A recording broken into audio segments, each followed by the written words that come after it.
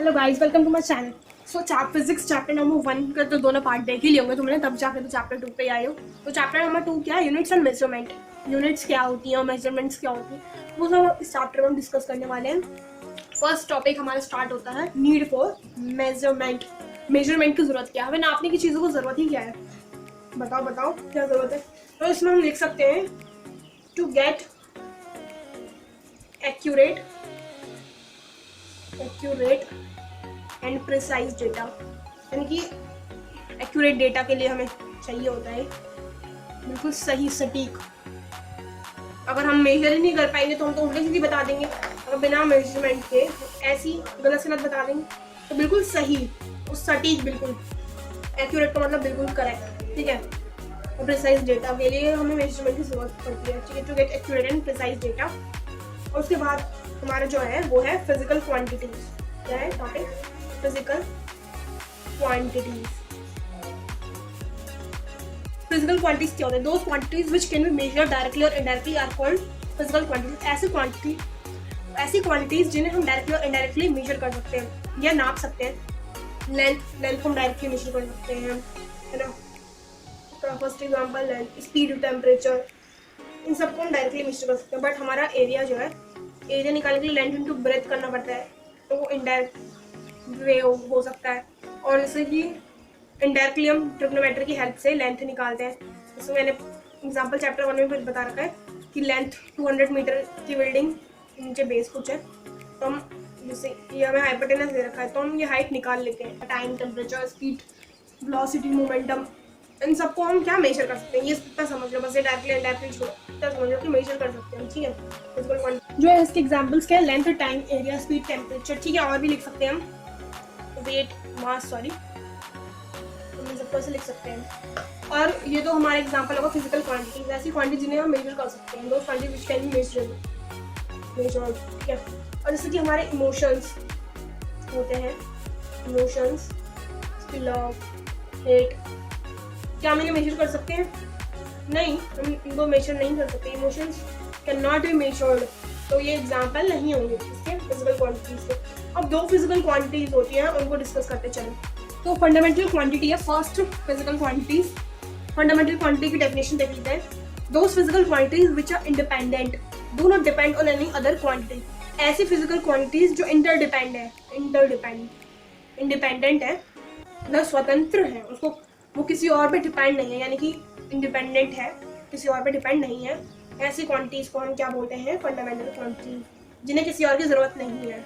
सीधे भाषा में हम कहें, किसी और क्वांटिटी की जरूरत नहीं है, बिल्कुल अकेले में काफी है वो। फर्स्ट एग्जांपल्स देख लेते हैं। First example time, okay. फिर है मास, करंट, है ना, एंड लेंथ, और बहुत सारी है, ETC। फिर फंडामेंटल क्वांटिटी, 7 फंडामेंटल क्वांटिटीज अभी आगे देखते हैं हम। पहले डेफिनेशन के साथ ऐसे फिजिकल क्वांटिटीज जो इंडिपेंडेंट हो, किसी और पे डिपेंड नहीं हो मेजरमेंट के लिए, किसी और क्वांटिटी पे डिपेंड ना हो, ठीक है। इतना चाहिए फंडामेंटल क्वांटिटी समझ में। फिर ये डिराइव्ड क्वांटिटी, उसमें क्या है उसकी डेफिनेशन देख लेते हैं हम। Those physical quantities which are derived from fundamental quantities, ऐसी फिजिकल क्वांटिटीज जो डिराइव हुई हो, यानी कि निकली हो किससे? Fundamental quantities. तो फंडामेंटल क्वांटिटीज कुछ है, उनसे ही डिराइव हुई है वो, ठीक है। जैसे स्पीड, डिस्टेंस, फॉर्म में टाइम। टाइम पर देख सकते हैं फंडामेंटल क्वांटिटी टाइम। टाइम से ही हमारा टाइम और डिस्टेंस की मदद से हमारा डिस्टेंस को हम एक तरह से लेंथ बोल सकते हैं। तो फंडामेंटल क्वांटिटी से स्पीड निकली, ठीक है, और तो उसी हम डिराइव क्वांटिटीज करें। और नेक्स्ट है हमारी एरिया। एरिया भी लेंथ इनटू ब्रेथ, डिस्टेंस से हमारा एरिया निकलता है। मोमेंटम, मास इनटू वेलोसिटी, मास हमारा क्या है? फंडामेंटल क्वांटिटी, है ना। और उसके बाद प्रेशर, जो ये प्रेशर वगैरह है, ये भी सब हमारे डिराइव्ड क्वांटिटी। वेलोसिटी का फॉर्मूला वो ये डिस्टेंस फॉर्म में टाइम, ठीक है, ETC। ऐसी और भी बहुत सारी क्वांटिटी, जो 7 फंडामेंटल क्वांटिटीज है, उसके अलावा जितनी भी बची हैं वो क्या है? डिराइव्ड क्वांटिटीज है वो सारी, ठीक है। इतना क्लियर। अब मेजरिंग प्रोसेस है। मेजरिंग का प्रोसेस है, उसमें हमें सिर्फ दो चीज़ की जरूरत पड़ती है। किसी भी फिजिकल क्वांटिटी को अगर हमें मेजर करना है तो उसके लिए दो चीज़ की जरूरत है। फर्स्ट है मैग्नीट्यूड और number of that physical quantity. उसका मैग्नीट्यूड पता होना चाहिए हमें, और या तो उसके नंबर्स पता होने चाहिए, फिजिकल क्वांटिटीज के नंबर। सेकंड है unit of that physical quantity, जो वो फिजिकल क्वांटिटी है उसकी हमें क्या पता होना चाहिए, यूनिट पता होना चाहिए, जैसे कि metre, centimetre, kelvin, temperature kelvin है, कैंडेला, ये सब हमें पता होना चाहिए। तो अभी हम उसके बाद फिजिकल यूनिट्स है। फिजिकल यूनिट्स की डेफिनेशन देख लेते हैं। It can be defined as the standard amount to measure physical quantities. Physical quantities को मेजर करने के लिए वो एक स्टैंडर्ड अमाउंट माना गया है, ठीक है। क्या माना गया है? स्टैंडर्ड अमाउंट, जो कि मेजर करता है physical quantity. Physical quantities are those quantities which can be measured, ठीक है। एग्जांपल देखते हैं, किलोग्राम, ठीक है, मीटर, मीटर पर सेकेंड, केल्विन, कैंडेला, ये अच्छा नाम लगता है कैंडेला, मोल, ETC, ठीक है। तो फिजिकल यूनिट्स देख लिए तुमने। तो फंडामेंटल यूनिट्स क्या है? ऐसी यूनिट्स जिनसे हमने अज्यूम किया है, डेराइव नहीं किया। Units which are assumed not derived, मतलब फिक्स्ड है ये बिल्कुल, इन्हें हमने किसी यूनिट से डेराइव नहीं किया हुआ। तो वो कौन सी है? जैसे तो फंडामेंटल क्वांटिटीज थी, उनकी यूनिट्स जैसे किलोग्राम, टाइम का सेकेंड, लेंथ का मीटर, कैल्विन है टेम्परेचर का, करंट का ampere, moles amount of substance chemistry में यूज होता है, कैंडल है ल्यूमिनस इंटेंसिटी का कैंडल है। तो सारी फंडामेंटल यूनिट्स है, ऐसी यूनिट्स जिन्हें हमने मान चुके हैं हम, और इन्हें हमने ड्राइव नहीं किया, निकाला नहीं है मतलब। और ये पूरी 7 ही है। इनके अलावा जितनी भी यूनिट्स बची हैं वो सारी derived units. Okay, fundamental quantities हमने देख ली, उसके बाद है डिराइव्ड यूनिट्स। हमने देख ली फंडामेंटल यूनिट्स, अब देखते हैं डिराइव्ड यूनिट्स। फंडामेंटल तो यही थी which are assume not derived, जिन्हें हमने मान चुके हैं, डिराइव नहीं है। बट डिराइव्ड यूनिट्स में क्या है? Derived from fundamental units. जितनी भी हमारी फंडामेंटल यूनिट्स हैं उनसे डिराइव का मतलब निकलना। जितनी भी फंडामेंटल यूनिट्स थी हमारी, जैसे किलोग्राम, सेकंड, मीटर, इन सब से मिलकर ही बनी है ये सारी। जैसे न्यूटन, न्यूटन किसकी है? फोर्स की। फोर्स की हमारा फंडामेंटल क्वांटिटी, और फंडामेंटल क्वांटिटी से ये बना है हमारा, ठीक है, न्यूटन। पास्कल ये डिराइव्ड यूनिट से, जूल जो कि एनर्जी की है, सेंटीमीटर स्क्वायर लेंथ, स्पीड की मीटर पर सेकंड, ये सब निकली है। मीटर क्या हमारा पता ही है, फंडामेंटल यूनिट से, ये भी फंडामेंटल यूनिट है मीटर। जूल में पास्कल, न्यूटन, न्यूटन में फोर्स मतलब kg ms स्क्वायर। ये क्या फंडामेंटल मतलब फंडामेंटल यूनिट से बेसिकली बनते हैं, ठीक है। एग्जांपल से याद रखिए, न्यूटन, पास्कल, जूल, इतने ही पूछेगा वो। उसके बाद देखते हैं सिस्टम ऑफ यूनिट्स। देखो सिस्टम ऑफ यूनिट्स में क्या है, SI सिस्टम कह सकते हैं ऐसे। सिस्टम ऑफ यूनिट्स यानी कि SI सिस्टम, उसकी फुल फॉर्म होगी इंटरनेशनल सिस्टम ऑफ यूनिट्स। क्या है full form? International system of units. Then और ये सब यूनिट्स है वो कौन सी कॉन्फ्रेंस में फिक्स किया गया? 1971 में फ्रांस में कॉन्फ्रेंस हुई थी। फ्रांस में कॉन्फ्रेंस हुई थी, जनरल कॉन्फ्रेंस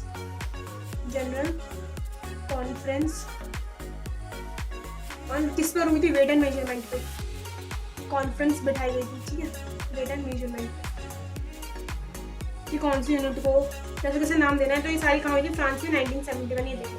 और इसमें 3 सिस्टम है हमारे SI सिस्टम में। पहला है CGS, दूसरा MGS, फिर FPS। देन CGS में मास को क्या बोलते हैं? ग्राम, जी से डिनोट कर देंगे। मास को ग्राम में, लेंथ को सेंटीमीटर मानते हैं CGS सिस्टम में, और टाइम को सेकंड। यहाँ देख लो, C से सेंटीमीटर, G से ग्राम, S से सेकंड। C से सेंटीमीटर में यानी कि लेंथ को मेजर करते हैं, ग्राम मास, और second time. MKS system, M से क्या आता है? मीटर जो कि लेंथ, K से किलोग्राम जो कि हमारा मास, और S से टाइम। MKS सिस्टम, ये दोनों ही सिस्टम कहाँ यूज होते हैं? इंडिया में। देखा ये और ग्राम सेंटीमीटर, ये इंडिया में। और ये सिस्टम FPS सिस्टम जो है यूरोपियन कंट्रीज में यूज होता है, ठीक है, यूरोपियन कंट्रीज में FPS। अब टाइम का तो तुम्हें दिख रहा है सेकंड हो रहा है, ठीक है, सबको समझ में आता है। टाइम सेकंड, इन तीनों में ही टाइम सेकंड का है, तो कोई वो नहीं है ना। और उसके बाद मास किस में चेंज होता है? इसमें मास पाउंड में, इसमें चेंज होता है पाउंड। मास की यूनिट इसमें पाउंड है, जैसे इसमें मास की ग्राम है, इसमें किलोग्राम है, और इसमें पाउंड, पी से पूरा पाउंड। टाइम का और लेंथ को इसमें मेजर करते हैं फुट में। लेंथ की यूनिट क्या? लेंथ का स्टैंडर्ड अमाउंट है फुट।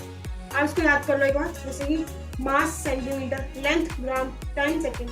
और इसमें MKS सिस्टम में mass kilogram, length metre, time second. और FPS में मास पाउंड में होता है, लेंथ फुट में, टाइम सेकंड में, ठीक है। और SI सिस्टम की डेफिनेशन करियो full form, international system of units. और यहाँ कहाँ होता है? फ्रांस में 1971 general conference on weight and measurement, ठीक है। अब मैं आपको एक टेबल बना के दूंगी, उसको याद कर लेना। ये देख लो ना पूरा जनरल कॉन्फ्रेंस, ठीक है।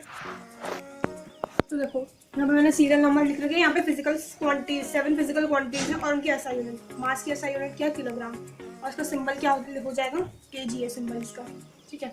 और लेंथ का मीटर है एसआई यूनिट, मीटर का सिंबल एम ही होगा, टाइम का सेकंड एस, ठीक है। और टेम्परेचर का केल्विन होता है के, electric current ampere which is shown by, और अब अमाउंट ऑफ सब्सटेंस मोल इसमें MOLE लिखते हैं बस, ई जैसे इसमें ई है तो इसमें ई नहीं लिखते, और ल्यूमिनेसेंट कैंडेला CD लिखते हैं इसको। तो फिजिकल क्वांटिटीज और उनके एसआई यूनिट्स और सिंबल्स ये ज़रूरी याद होने चाहिए तुम्हें, ठीक है ना, ये कंपलसरी है। कौन कौन सी यूनिट्स है सप्लीमेंट्री, एक है प्लेन एंगल जिसे हम थीटा भी बोलते हैं, और दूसरा हमारा सॉलिड एंगल जिसे हम ओमेगा बोलते हैं, मैं यहाँ पे लिख देती हूँ omega, okay. So plane angle क्या है, एक सर्कल जैसे हमने बना दिया, मैं यहाँ पे बना के दिखा देती हूँ, ये हमारी रेडियस है और ये हमारी आर्क है, आर्क को S से डिनोट करते हैं और रेडियस को R से डिनोट करते हैं, और यहाँ पे हमारा थीटा बन रहा है। तो इसका फॉर्मूला पहले इसकी SI यूनिट देख लो, इसकी SI यूनिट है रेडियन, क्या है रेडियन, यहाँ पे लिखा भी है मैंने रेडियन, और इसका फॉर्मूला ये होता है S/R, यानी कि लेंथ अपॉन में R, theta equal to length upon में R, यानी कि रेडियस अपॉन में आता है ऊपर लेंथ, ठीक है। प्लेन एंगल आई होप समझ में आ गया होगा तुमको, और इसको लिखते हैं RAD, शॉर्ट फॉर्म में अगर रेडियन को लिखना है तो RAD लिखना है। और उसके बाद सॉलिड एंगल का देख लो, सॉलिड एंगल में भी यही है, इसमें थोड़ा फिगर कॉम्प्लेक्स बन जाती है इसमें,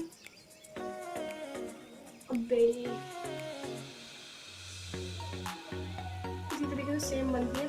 और ये जो है हमारा क्या है एरिया, ये हमारा पूरा,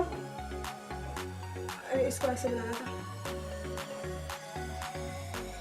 इससे हमारी कोन नहीं होती, कोन भी तो ऐसी होती है, तो उसके अंदर जो नीचे चॉकलेट वाला पार्ट होता है वो ये एंगल है, वो उसे ही हम सॉलिड एंगल कहेंगे, पार्ट चॉकलेट वाला, ये हमारा सॉलिड एंगल है, मैं ओमेगा से लिख लेती हूँ।